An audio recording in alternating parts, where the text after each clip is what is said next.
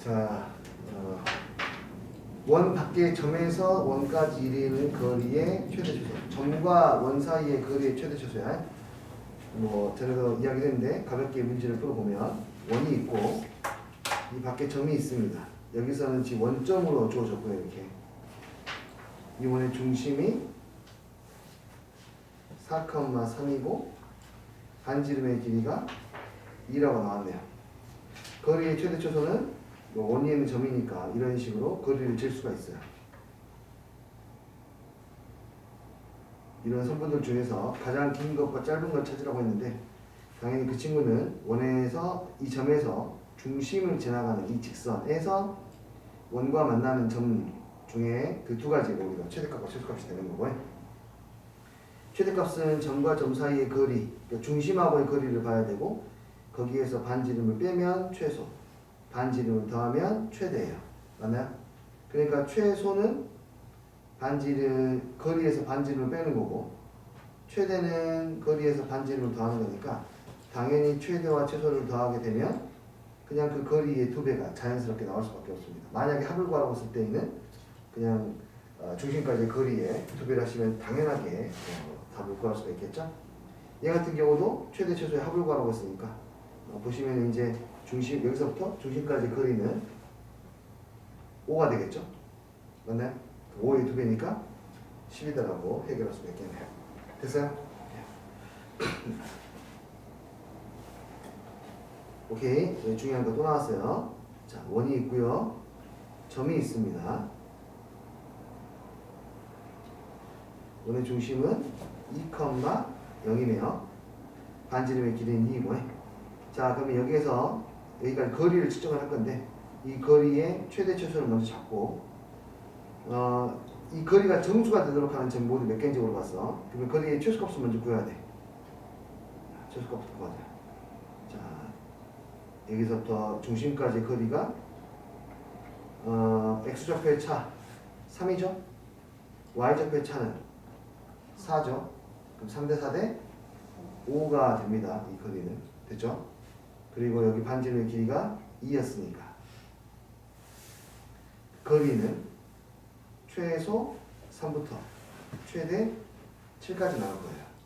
그럼 이거는 거리가 연속적으로 변하는 상황이기 때문에 거리가 3인 거 하나가 있고 4인 거는 이쪽에 하나 이쪽에 하나 2개 있습니다. 5인 것도 2개 있고 6인 것도 2개 있고 7인 거는 몇 개? 1개. 그렇게 해서 정수가 되는 점은 뭐 여기서 하나 여기서 하나 여기가 거리가 지금 3이고 여기가 거리가 지금 7이니까 4인 거 하나 5인 거 하나 6인 거 하나 4인 거 5인 거 6인 거 하나 해서 점이 다 해서 8개가 존재하는 것을 알 수가 있겠네요. 이해되니?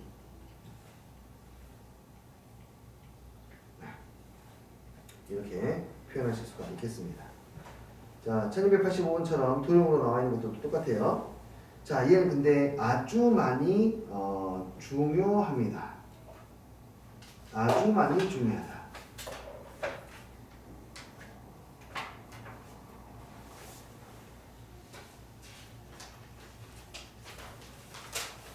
조금 정리를 해드릴 테니까 봐봐. 최소값에 대한 이야기, 최소값.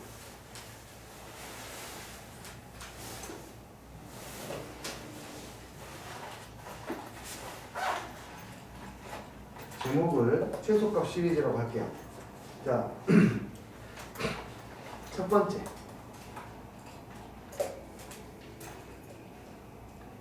PA 플러스 PB의 최소값. 여기에서 A는 고정, B는 고정, P만 움직이는 거예요. A, B는 정점입니다. 전부 다. 그냥 점 A가 있고 그냥 점 B가 있고 첫 번째가 이제 P가 자유로우면 얘는 완전히 자유로워요. 그때의 최대 최소 PA 플러스 PB의 최대 최소는 P가 어디에 있을 때입니까? 어디에 있을 때 그렇죠? AB 선분 위에 있을 때 최소가 되겠지. 그렇겠죠? 그래야 PA 더하기 PB가 최소가 되겠네. 두 번째, 솔직히 이게 더 훨씬 더 많이 출제가 되는데 어떤 직선이 있어요. 이게 직선이 삐뚤어져 있을 수도 있습니다. 상관없습니다. 삐뚤어서 해볼게요. 그랬을 때 두 개의 점이 이 직선의 같은 영역에 있을 때예요. 같은 영역이라고 하는 것은 둘 다 위쪽에 있거나 둘 다 아래쪽에 있는 거. 그러니까 하나가 위쪽에 있고 하나가 아래쪽에 있는 상황이 아니라 이 둘 다 같은 영역이 있고 P는 이 위에서 움직이는 상황에 대했을 때 PA 플러스 PB의 최소값. 많이 본 거 맞아요? 그렇죠? 많이 봤어요. 어떻게 했습니까? 이 점 둘 중에 하나를 이 직선에다가 대칭을 시키죠. 그래서 B'이라 만듭니다. 대칭을 시켜요. 그래서 여기에서 누구랑 연결하면 P하고 B'을 연결하면은 두 삼각형이 합동이 되기 때문에 두 개의 길이가 같아질 것이고 그때 PA, AP라고 할까? PA 플러스 PB는 PA 플러스 PB 프라임과 같고 그렇다면은 얘는 그냥 누가 항상 최소값이 되겠습니까? AB 프라임의 길이가 최소값이 되는 거겠죠. 선제 조건이 필요합니다. 반드시 이 어떤 경계선이 있었을 때 같은 영역에 있어야 돼요. 처음에 다른 영역에 있으면 그대로 연결시키면 되는 거고 이해되니? 같은 영역에 있을 때만 대칭시키는 거야. 분명히 같은 영역에 있는데 이게 다른 영역에 있는데 얘를 대칭시켜버리면 이제 우리 원하지 않는 결과가 나와버리니까 이거 반드시 체크하셔야 되겠습니다. 그 부분을 건드리는 경우는 많지는 않습니다. 이게 PA 플러스 PB의 최소값이에요. 두 번째. 자, 지금 이 문제입니다. 우리가 보려고 하는 거. PA 플러스 PB의 제곱의 최소값. 자, 이때에도 첫 번째. A, B가 있어요. P가 어디에 있을 때 PA 플러스 PA의 제곱 플러스 PB의 제곱이 최소값이 되냐면 예상이 되나요? 얘는 AB의 중점에 있을 때 최소값입니다. 중점에 있을 때 PA의 제곱 플러스 PB의 제곱이 최소값이 돼요. 여기서 이 점이 위아래로 움직이거나 아니면 좌우로 움직이게 되면은 값이 더 커지게 돼요. 예를 한번 숫자로 예를 들어볼게요. 만약에 전체 AB의 길이가 4여가지고 둘 다 2라고 해봅시다. 그럼 PA의 제곱 플러스 PB의 제곱은 2의 제곱 플러스 2의 제곱이죠. 얘가 위로 올라가면 이게 P라는 점이 위로 올라가면 당연히 길어지는 건 이해하겠지. 해보지 않았는데 그럼 P를 약간 왼쪽으로 옮겼다 생각해봐. P가 약간 왼쪽에 있으면 여기의 길이가 뭐 1 잡고 여기 3으로 잡아볼까? 그럼 1의 제곱 플러스 3의 제곱은 벌써 얼마가 된 거야? 10이 되는 거예요. 이해됐습니까? 중점일 때 최소값이 된다. 근데 시험에는 근데 두 번째가 훨씬 더 많이 나옵니다. 바로 중선 정리를 사용하는 거예요. P라는 아이가 자유롭게 움직이지 않고 이건 지금 P가 아주 자유롭게 움직이는 상태였어요. 이거는 P라는 점이 자유롭게 움직일 수 있을 때는 여기에 있는 것이고 P가 어떤 도형 위로 움직일 때 상황이에요. P가 어떤 도형 위를 이런 식으로 뭐 원이 될 수도 있고 2차 함수가 될 수도 있고 직선이 될 수도 있고 괜찮습니다. 그때 여기 위를 P가 이렇게 움직일 수 있는 상황이 맞아요. 그때 PA의 제곱 플러스 PB의 제곱은 이제 좀 복잡해지네요. 이거는 자, 왜 복잡해지냐면 최소가 되는 상황을 찾고자 하거든요, 지금. 근데 얘가 이렇게 움직이게 되면은 PA 변하죠. PB도 변하죠, 그렇죠?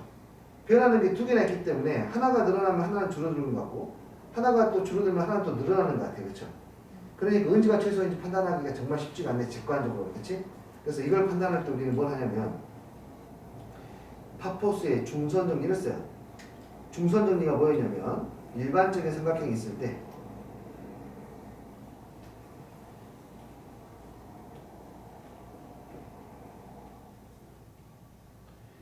PA의 제곱 플러스 PB의 제곱을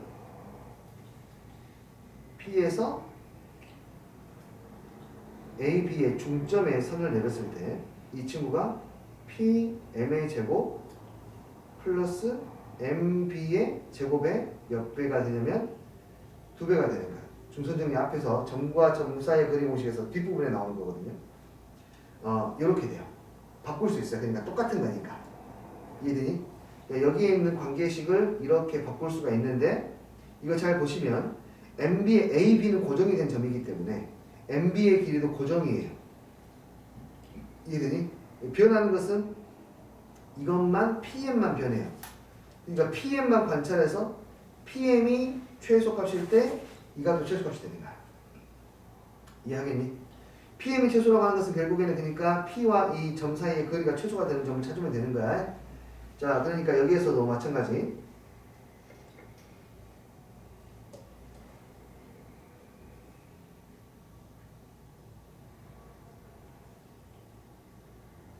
우리가 해야 될 것은 이제 정해진 거야. 요 길이, PM의 길이가 최소인 점을 식으로 풀던지 아니면 도형의 성질형에서 풀던지 PM의 길이가 최소가 되는 점을 찾으면 되는 거예요. 이해돼요? 오케이. 자, 그래서 PM이 최소일 때 PA의 제곱 플러스 PB의 제곱이 최소이다 라는 걸 알 수 있게 됩니다. 예를 하나 들어볼게. 가장 대표적인 게 이제 원으로 많이 이야기를 합니다. 원이 이렇게 있고요. A라는 점이 여기에 있고 B라는 점 아무렇게나 표시해도 되거든요. B라는 점이 이렇게 있습니다. 좌표도 한번 설정해 볼게요. 그냥 여기를 뭐 1,0 여기를 뭐 6, 여기를 7,0 이렇게 편하게 잡아볼게요. 그때 여기에 있는 점을 P라고 했을 때 PA의 제곱 플러스 PB의 제곱을 정리해 보면은 이 친구는 A를 연결했을 때 여기에 중점하고 P 사이의 거리를 관찰하는 게 중요하다는 거예요. 중점이 4,0. 만약에 얘의 중심의 좌표가 만약에 얘의 중심의 좌표가 얼마나 갈까? 1,5, 1,3 이렇게 한번 잡아볼게. 그리고 반지름의 길이가 뭐 1 이렇게 잡아볼게요. 됐나요? 그러면은 PA의 제곱 플러스 PB의 제곱은 P가 움직이면서 PA랑 PB랑 둘 다 변하니까 관찰하기 힘들어. 그래서 얘를 바꿔준다. 뭘로? PM의 제곱 플러스 MB의 제곱으로. 근데 요 놈이 고정이야. 이미 이 값이 3의 제곱인 9야. 그러니까 PM이 최소일 때 가면 되고 PM은 점과 원 사이의 거리니까 우리가 아까 방금 했던 점하고 중심을 연결했을 때 중심과 OM 사이의 거리 OM 사이의 거리가 3대4 6,4라고 하겠네.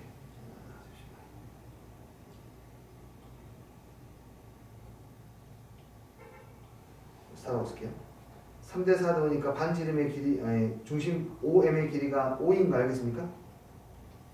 이걸 5로 잡았는데 X좌표의 차이가 3이고 Y좌표의 차이가 4니까 5예요. 그럼 이게 5니까 5에서 반지름 1을 뺀 여기에 있을 때 최소가 되니까 5 빼기 1이 최소값. 최대값은 5 더하기 1이 최대값. 이해되니? 여기 있을 때가 최대가 저 값이 최대가 되는 점의 위치이고 여기 있을 때가 최소가 되는 점의 위치이다 라는 거예요. 이해하시겠어요? 그러면은 최소값을 찾아낼 수가 있습니다. 원의 방정식에서 잘 활용이 되고요. 직선하고도 잘 활용이 됩니다. 하나 더 가볼게요. X축 위에 점 P가 존재합니다. X축 위에 점 P가 존재하고요. A라는 B점은 이런 데 있다고 합시다. 1,5 B점의 좌표 1,5 여기는 B점의 좌표는 예를 들어서 5,7 이렇게 했을 때 이때 PA의 제곱 플러스 PB의 제곱은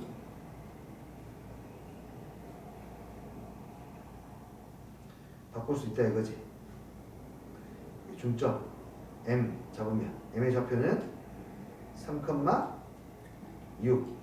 오케이. 그럼 이 M이 우리는 바꿔야 되는데 얘는 PM의 제곱 플러스 MB의 제곱의 두 배인데 MB의 길이의 제곱은 2의 제곱 플러스 1의 제곱이 되니까 5가 되고 PM의 길이는 P가 어디에 있는지 따라서 달라지게 됩니다. 이렇게 그렇죠?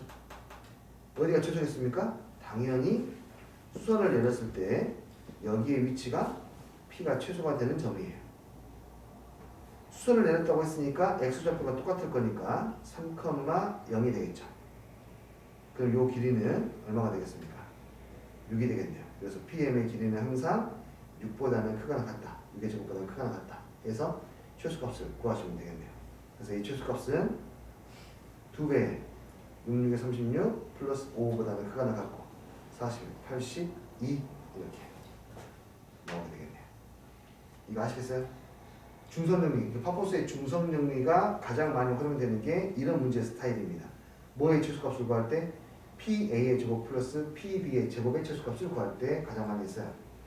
근데 P가 이렇게 자유롭게 움직이는 상태라면은 그냥 당연히 중점을 쓸 때가 최소가 되는 것이고 어떤 도형 위를 움직이게 됐을 때에는 중선 정리를 이용해서 최소값을 찾아내라는 거예요. 이해했어요? 자, 계속 갈게요. 두 가지가 더 있습니다. 한 가지, 이번에는 고교 과정에서 일단 나올 수 있는 것 위주로 할게요. PA의 제곱 플러스 PB의 제곱 플러스 PC의 제곱이 최소가 되는 P의 위치는 이때 P는 삼각형 ABC의 무게중심이었어요. 자, 삼각형 ABC가 만들어지면 그때 무게중심의 위치에 있을 때 바로 P가 뭐가 된다? 저 값이 최소가 된다. 무게중심에서 배웠던 내용이에요. 기억을 하시나요? 네. 그러면 어때요? 지금 빠진 게 있는지 봐보실래요? 빠진 게 있다기보다는 또 어떤 걸 생각해 볼 수 있을까요? PA 플러스 PB의 그냥 최소값, 제곱의 최소값, 여기는 3개짜리 제곱의 최소값, 또 뭐가 있을까?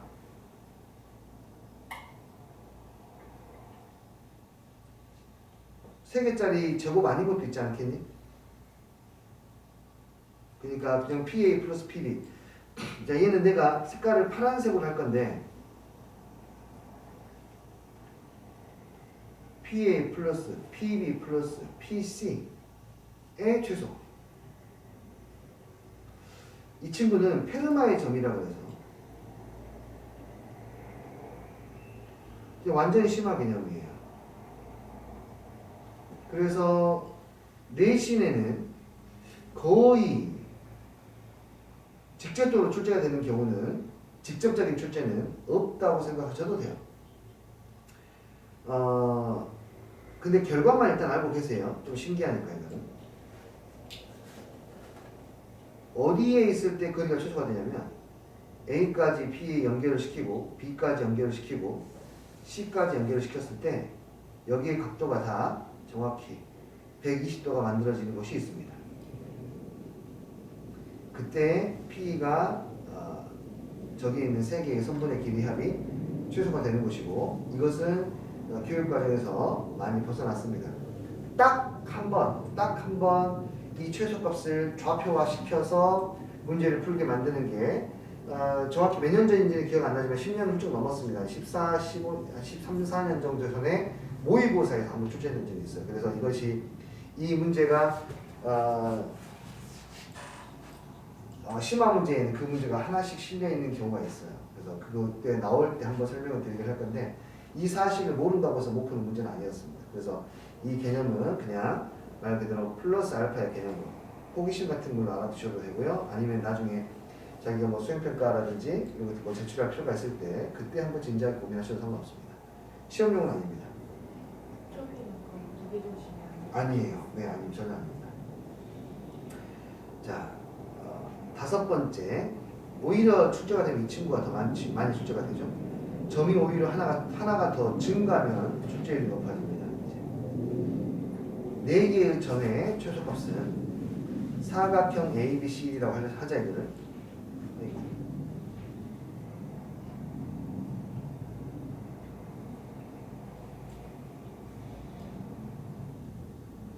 자, ABCD가 이렇게 순서대로 시계방향 또는 반시계 방향으로 나와 있다고 할 때 절대 최소가 되는 점의 위치는 우리 문제집에도 있었어요.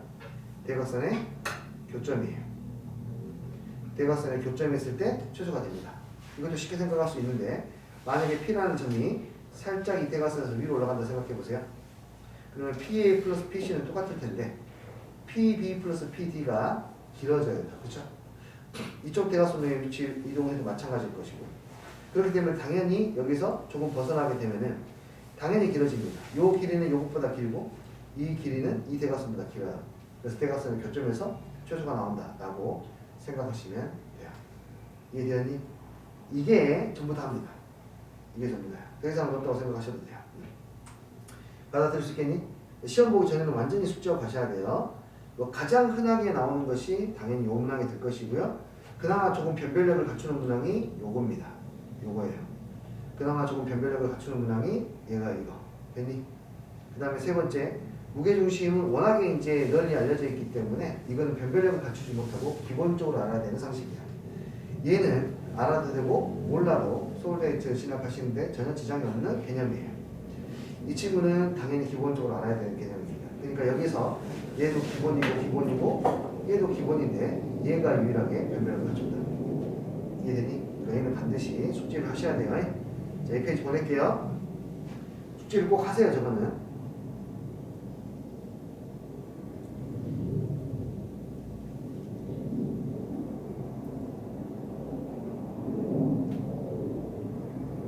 자, 3월 1일 화요일부터 3월달 시간표 정상적으로 시작합니다. 참고로 알고 계십시오. 자, 원의 그은 접선의 길이.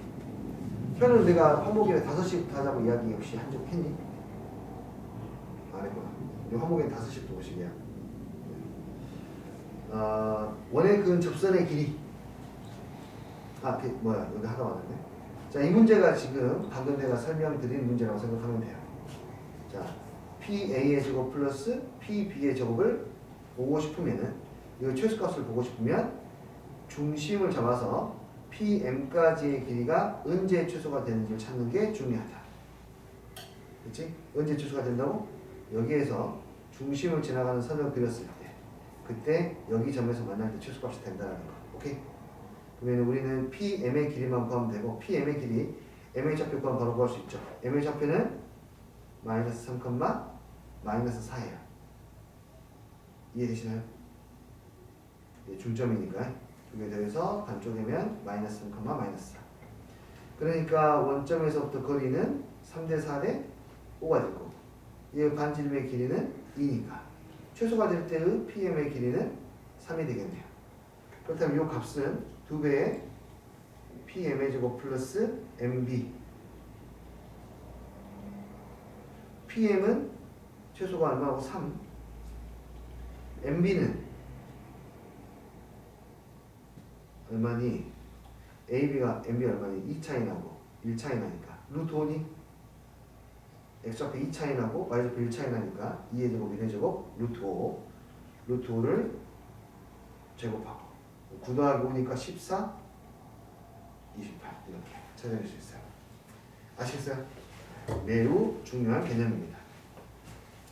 그리고 원은 여러분이 시험 범위에 들어가는 게 기말고사 때 원이 들어가실 텐데 늦으면은 다음 학기 2학기 중간고사에 들어가는 학교도 있다고 그랬어요. 늦으면. 근데 보통 수안동에 있는 근처 학원들은 보통 직선의 방정식까지 나오더라고요.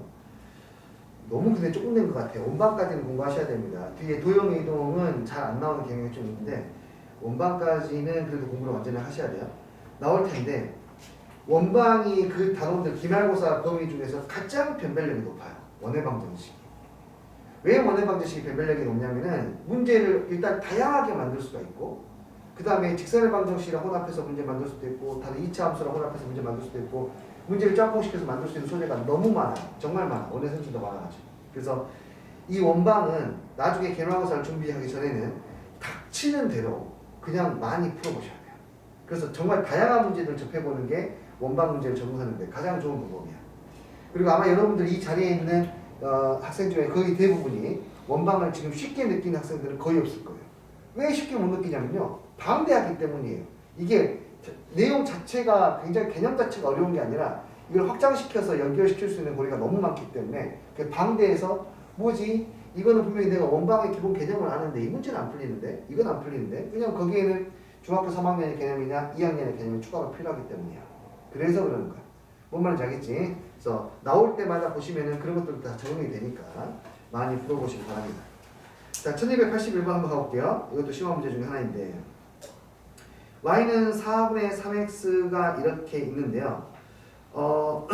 뭐라고 했냐면 원을 움직여서 점 Q에서 멈췄습니다. 그러니까 4,3에서 접한 원을 쭉 미끄러뜨려 가지고 이렇게 접하게 만들었어요. 그때 이 원의 방정식이 이렇게 된대요. 그때 PQ의 길이를 구하래요. 굉장히 까다로워 보입니다. 반지름의 길이가 2니까 얘를 우리가 생각할 때 여기에서부터 여기까지의 거리가 2. 얘를 이렇게 미끄러뜨려서 여기에 중심이 이렇게 나왔어. 근데 여기에 중심을 알아. 마이너스 2,1이야. 그러면은 이걸 이렇게 올리면 얼마나 올라가야 되지? 뭐 여러 가지 복잡하게 생각할 수 있는데 얘는 의외로 간단하게 볼 수 있어요. 자, 봐. 그냥 그 큰 줄기를 먼저 이해해야 돼. 항상 문제 풀 때. 큰 줄기. 좌표를 원하고 있는지. 좌표를 원하지 않아도 좌표를 이런 거 풀 수가 있겠지. 좌표나 원의 방정식을 요구하고 있는지 아니면 순수하게 기하적으로 길이나 각도를 요구하고 있는지를 봐요. 얘는 요구하고 있는 게 길이 아닙니까? 길이면은 그냥 피타고라스를 생각을 하시면은 좀 더 좋다고요. 근데 여기에 직각이 없는데 어떻게 합니까? 접하고 있잖아요. 직각을 얼마든지 만들 수 있습니다. 자, 이 원의 중심을 알려줬거든요, 얘가. 이 원의 중심이 얼마입니까? x의 제곱 4x 때문에 마이너스 2가 될 거고 y의 제곱 마이너스 2y 때문에 플러스 1이 될 거예요. 맞죠? 그러면은 마이너스 2,1이라고 하는 중심의 좌표가 나왔기 때문에 자, 피타고라스 정리를 사용하기로 했어요. 여기가 직각이야. 근데 내가 구하려고 하는 게 여기야. 맞지? 여기야. 나 여기 알 수 있니 없니? 여기 오라고 할 때 O'를 할 때 O'Q의 길을 알 수 있어요? 알 수 있습니다. 우리는 그 무기를 갖고 있습니다. 점과 직선 사이의 거리로 구할 수 있어요. 그 다음 PQ의 길이를 내가 궁금해하고 있어. 그러면 직각삼각형을 만들어봐. OP의 길이 구할 수 있니? 구할 수 있네요. 두 개의 점이 나왔으니까. 그렇죠? 여기도 구할 수 있다. 그러므로 피타고라스 정리로 PQ의 길이를 구할 수 있다예요. 자, 그럼 O' P의 길이를 구하면 루트 X좌표의 차의 제곱 마이너스 2와 4니까 6의 제곱 Y좌표의 차의 제곱 1하고 3이니까 2의 제곱이 되어서 OP'의 제곱은 40이 됨을 알 수가 있고요. 그 다음에 OQ의 길이는 O'Q의 길이는 점과 직선 사이의 거리를 이용해야 됩니다. 그러면 거리 공식 써봅시다. 직선의 방정식이 나와 있죠? 여기 일반형으로 바꿔주면 3x 빼기 4y는 0이 될 테니까 여기 3대 4대 5분의 여기에서 마이너스 2,1까지의 거리 마이너스 2,1까지의 거리니까 마이너스 6 마이너스 4의 절대값이 거리네요. 계산해보니까 2가 나왔습니다. O'Q의 길이가 이렇게 나왔으니까 이제 P, Q의 길이를 구할 수가 있겠죠. 얘는 루트 OP'의 제곱 마이너스 B변의 길이의 제곱에서 O'Q의 길이의 제곱 빼면 되겠죠. 여기에 제곱에서 얘의 제곱 빼면 되겠네요. 이미 구해져 있습니다. OP P 프라임은 안 쓸 거예요. 40 그리고 D의 제곱은 4 루트 36이 되니까 얘는 6 딱 떨어지게 숫자가 나오네요. 3분의 길이 그러니까 난 큰 걸 봤으면 좋겠다.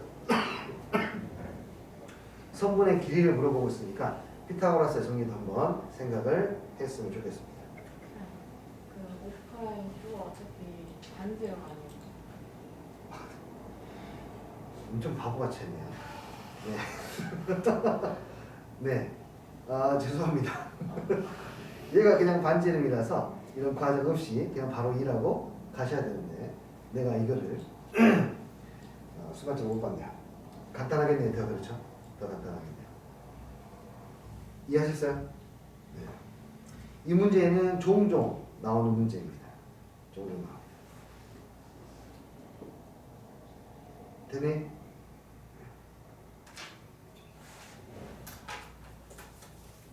자, 접선의 길이 문제입니다. 접선의 길이 문제들은 전부 다 피타고라스의 정리를 떠올리시면 됩니다. 1280번도 한번 가볼게. 원이 있어. 그리고 점 하나가 있어. T가. 여기에 접선을 그렸어. 접선의 길이 여기를 P라고 했습니다. 접선의 길이가 나왔어. 3이라고. 오케이. 그러면은 길이에 관련된 문제니까 얘는 피타고라스의 정리를 이용해야 돼. 자, T점의 좌표는 A, 0. 중심의 좌표는 마이너스 3, 2. 반지름의 길이는 2. 그러면 됐네요. 이 길이가 구해지네요. 루트 3의 제곱 플러스 2의 제곱으로 구해지니까 점과 점 사이 거리 공식으로 해결하실 수가 있는 거죠. 이해되었습니까? 길이 문제. 피타고라스 정리를 떠올려라. 자, 두 번째. 이 앞에 이 문제 15번. 지금 거꾸로 역으로 가고 있는데 우리가 이렇게 패드 갖고 색칠하기 너무 많이 해가지고 손이 다 달아오지 않았어요. 아니 이게 막둥이 이렇게 하고 거꾸로 눌러서 아주 거꾸로 눌러서 그러니까 여기가 안 써져.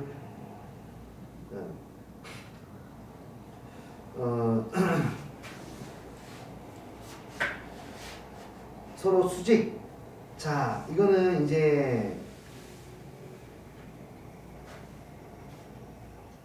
좀 볼게요. 인공위성의 궤도 같은 느낌을 우리가 공부하게 되는데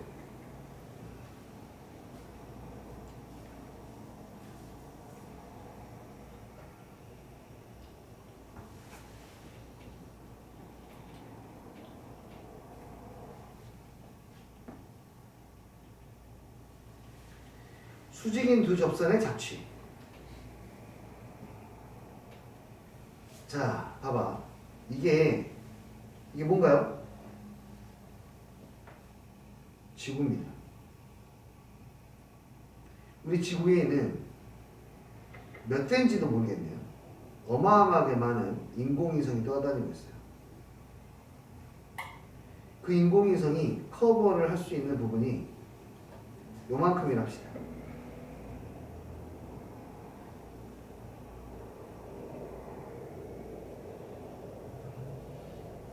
그 인공위성이 커버할 수 있는 부분이 이만큼이에요.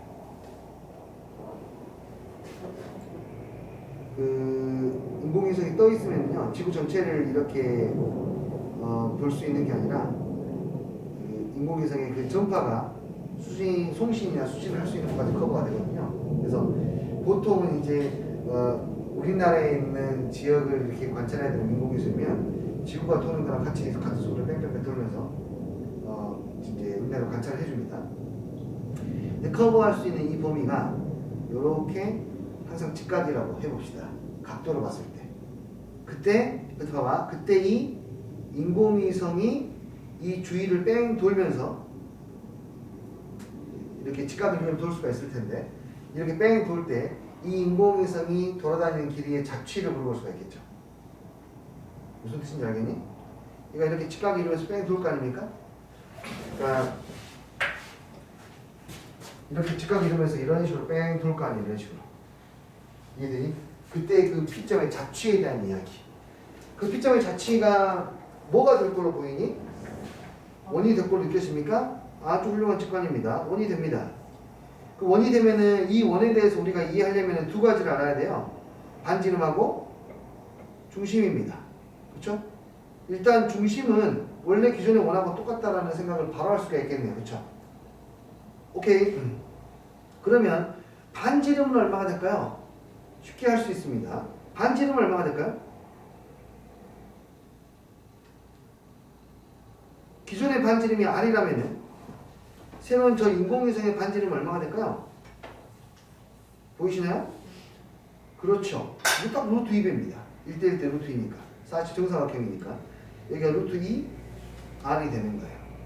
이걸로 이 인공위성의 반지름의 길이, 그러니까 뭐 둘레의 길이를 구하시오, 넓이를 구하시오라고 쓸 때에는 이 반지름의 길이를 가져가시면 되는 거예요.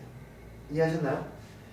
만약에 문제가, 이것도 문제가 좀 그렇게, 이것도 꽤나 자주 나오거든요. 꽤나 자주 나오는데, 그럼에도 불구하고 이것들을 아이들이 너무나 잘 이해해서 문제를 좀 변형시키고 싶다. 그럼 각도를 좀 바꾸는 경우가 아주 가끔 있어요. 각도를 좀 바꿔볼까요? 이 각이 만약에 60도이면 어떻게 될까요? 마찬가지로 그림을 그려서 확인해 보시면 됩니다. 여기가 60도이면 역시 마찬가지로 원이 되는 것은 알겠죠.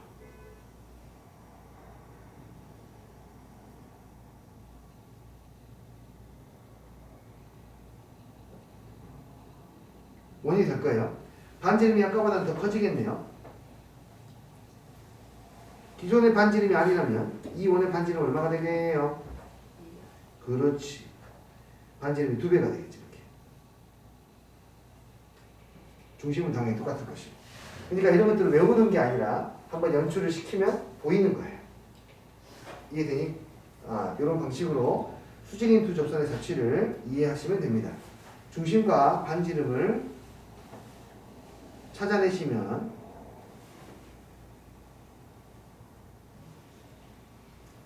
문제는 쉽게 해결이 될 거라고 생각해요. 봐볼게요.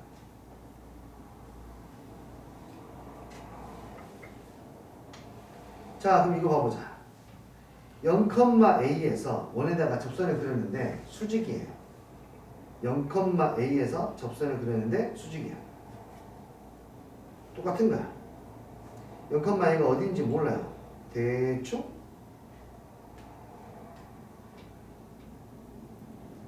표시해요. 여기가 0,A라고 합시다. 0,A는 어디 위에 있는 I냐면 이 원 위에 있는 I예요. 이 원의 방정식은 이 친구의 반지름이 2루트이니까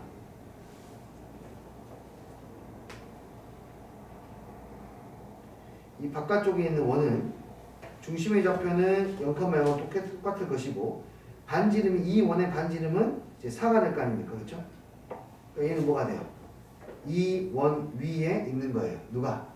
0,A가 이 원 위의 점이야. 이해됐습니까? 그러니까 당연히 대입하시면 A의 제곱이 16이다. A는 플러스 마이너스 4인데 양수라고 했으니까 4.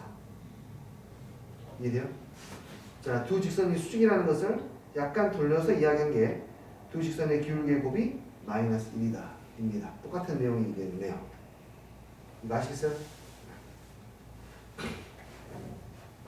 네, 같은 이야기.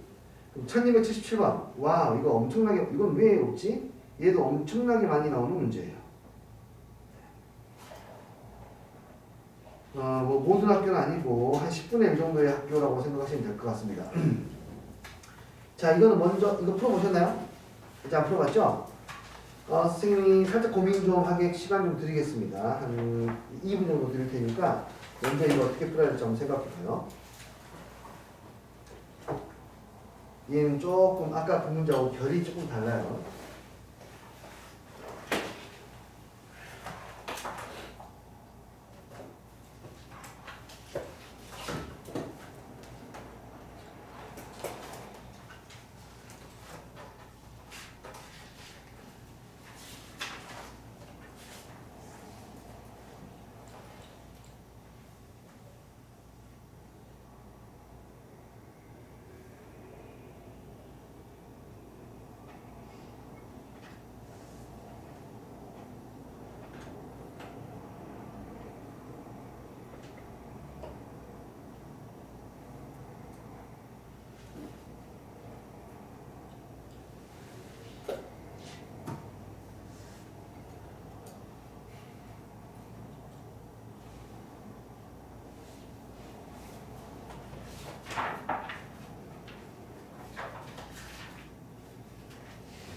얘는 아까하고 문제 결이 조금 다릅니다.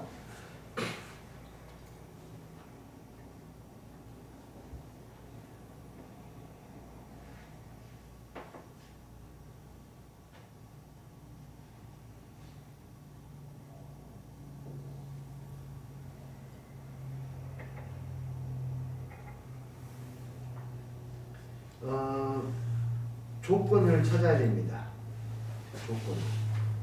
식으로 만들 조건을 찾고 그 조건을 식으로 만든 뒤 그걸 가지고 계산을 하면 됩니다.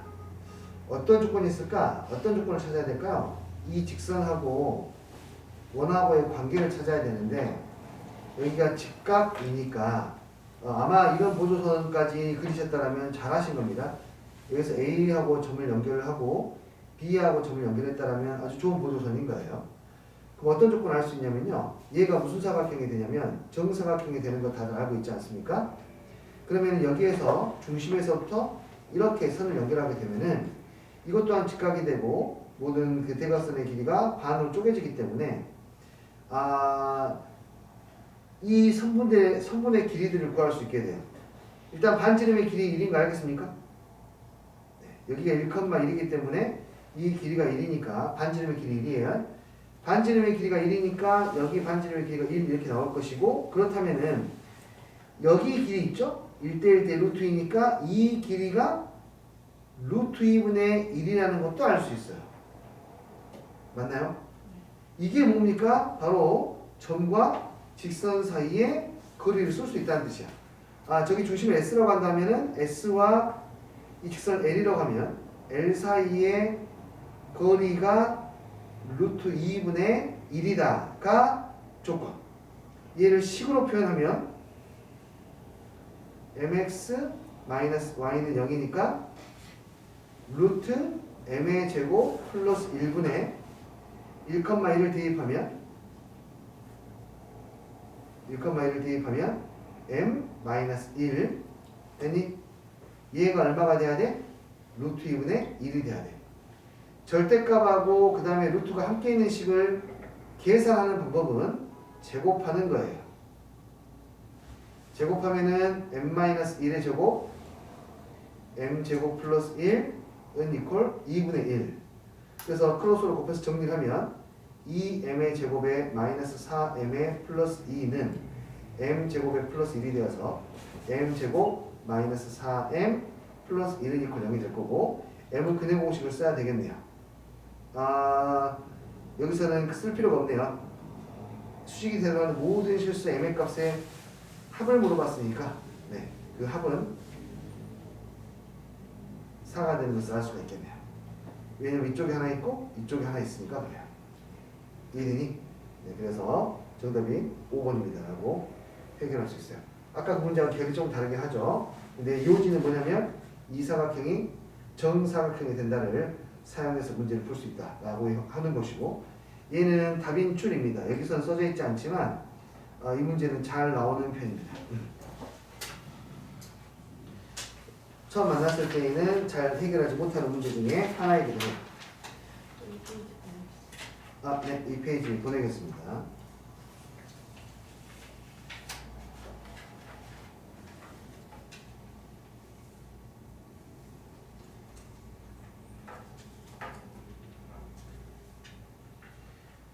오케이. 되었습니까? 이해됐나요? 자, 그 다음에 유형 문제 지금 접선의 방정식 하기 전에 나머지 것들 먼저 하고 있는데 유형 14번은요 이거는 조금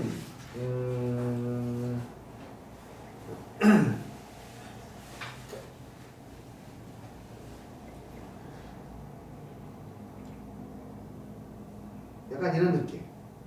여자 동계올림픽 피겨스케이팅 혹시 이번에 보셨나요? 피겨스케이팅. 옛날에 김연아 그 선수가 활동하는 때만 하더라도 세 바퀴 돌면 잘하는 거예요. 공중에서. 세 바퀴 반을 보는 게 트리플 악셀이야. 아사나 마오가 트리플 악셀을 그나마 성공할 가능성이 있는 선수였거든요. 근데 맨날 하다가 실패해가지고 떨어져서 그렇지.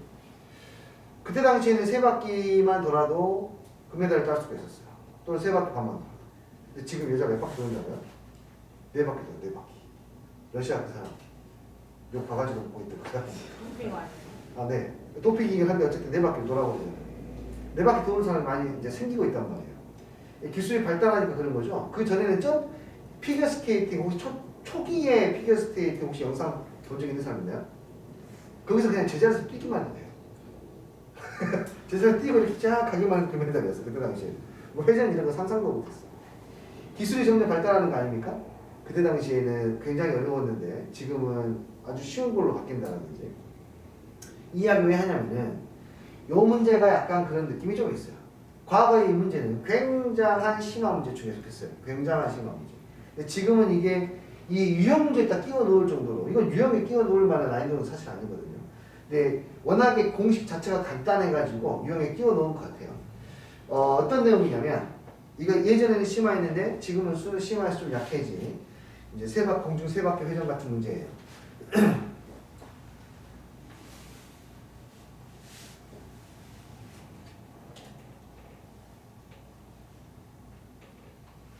자, 이 문제의 난이도는 트리플 점프라고 이해하시면 되겠습니다. 공식은 엄청 간단합니다. 제목은 극선의 방정식이에요. 극선이 뭔지 알아야 되는데 완전히 처음 들을 겁니다. 극선은 원 밖의 한 점에서는 접선을 두 개 그릴 수 있습니다. 우리는 이 선을 보고 접선이라고 부릅니다.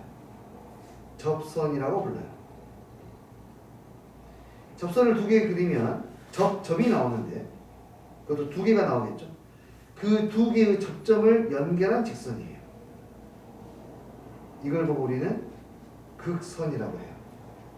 근데 극선의 방정식이 아주 심플하게 표현이 되는데 이 점의 좌표가 x1, y1이고 이 원의 방정식이 x제곱 플러스 y제곱이니까 r의 제곱일 때 이 극선의 방정식은 그냥 이 x를 둘로 쪼개고 y도 둘로 쪼갠 다음에 여기에다가 그 점을 하나씩 대입해주면 x1, y1 여기다 하나씩 대입해주면 이게 곧 극선의 방정식이 돼요. 신기방기하게도 이 극선의 방정식은 이 원 밖에 점에서 접선을 그리면 접점이 두 개가 나오는데 그 두 개의 접점을 지나가는 선을 보고 극선이라 그러고 그 극선의 방정식은 이렇게 심플하게 x1, x, y1, y는 이퀄 r의 제곱으로 구할 수 있어요. 일단은 써볼게요. 자, 여기 대놓고 여기서는 극선의 방정식을 구하라는 문제예요. 극선의 방정식은 종종 나옵니다. 자주 나오는 테마는 아니에요. 자, 이걸 구하는 방법이 이렇게 된다 이거야. 얘를 쪼개요. 원의 방정식을 xx, yy, 1로 쪼개요. 그렇게 해서 여기에 있는 x자리 하나에다가 2를 대입하고 이거 y 하나에다가 뭘 대입해요? 3을 대입하시면 걔가 곧 저 직선의 방정식입니다. 2x 플러스 3y는 1. 그러니까 얘는 이제 포지션이 애매해요. 사고력을 요하는 것도 아니고 이 공식만 뭐 암기력을 요구하는 것도 아니고 공식만 외워버리면 바로 쉽게 문제 해결이 가능하기 때문에 이렇게 되는데 나 같으면은 극선을 문제 낸다라면은 여기서 좀 더 발전되게 문제를 낼 것 같긴 합니다. 일단은 이렇게 되고요. 여기서도 마찬가지로 또 한번 생각을 해보면 문제를 풀어보면 원의 방정식이 있고요. 이 밖에 A, B에서 접선을 그리고 그 두 개의 접점을 지나는 직선을 그리고 이 접선의 방정식에 대해서 알려주고 있고 이 접선의 방정식이 x 플러스 2y는 O 라고 알려주고 했을 때 A, B를 구하시라는 문제. 자, 간단합니다. 이 원의 방정식이 x의 제곱 더하기 y의 제곱은 이퀄 10이니까 이걸 갖다가 x 곱하기 x로 바꾸고 y 곱하기 y로 바꾼 다음에 10을 쓰고 여기에다 뭘 대입하면 a하고 b를 대입하면은 그게 극선의 방정식. 그러므로 극선의 방정식은 ax 플러스 by는 이퀄 10이 되는 건데 얘랑 완전히 같은 식이니까 아래에 있는 식을 차라리 변형하는 게 빠르겠죠? 얘를 2x 플러스 4y는 이퀄 10이라서 계수 비교하면 a가 2가 되고 b가 얼마? 4입니다. 이렇게 해결할 수 있는 거예요. 이거 아시겠어요? 됐나요? 낸다면 더 복잡하게 될 것 같고 아니면 아예 안 낼 것 같습니다. 외워버리는 친구하고 그렇지 않은 친구 그럴 수 있으니까 극선의 방정식이 왜 저렇게 나오는지는 선생님이 접선의 방정식에서 설명을 하나만 해주고 난 다음에 이 부분의 설명을 좀 도와드릴게요. 자, 오히려 나온다라면 1273번 같은 것들이 나올 가능성이 높지 않을까라는 생각이 드는데, 자, 이 문제는 앞에 있는 거하고 좀 다릅니다. 앞에 있는 류의 문제들은 그냥 방정식을 구해야 되지 않습니까? 좌표를 구해야 되고 방정식과 좌표를 구해야 되는 문제인데, 오케이? 이 문제는 어떤 결이 다릅니까? 그냥 거리, 길이 문제죠. 거리, 길이 문제야. 거리, 길이 문제는 항상 머릿속에서 나는 피타고라스의 정리를 쓸 수 있어. 언제든지 내가 필요하면 피타고라스의 정리를 쓸 수 있어 라고 생각해야 돼. 길이 구하는 데 초점 맞추는 거예요. 길이를 구하기 위해서 점과 직선 사이의 거리 공식, 점과 점 사이의 거리 공식을 쓰는 거예요. 자, 여기까지 설명하고 잠깐 쉬었다 할게. 봐. 원이 있어. 그리고 3,4가 있어. 그리고 여기에 접점을 그려서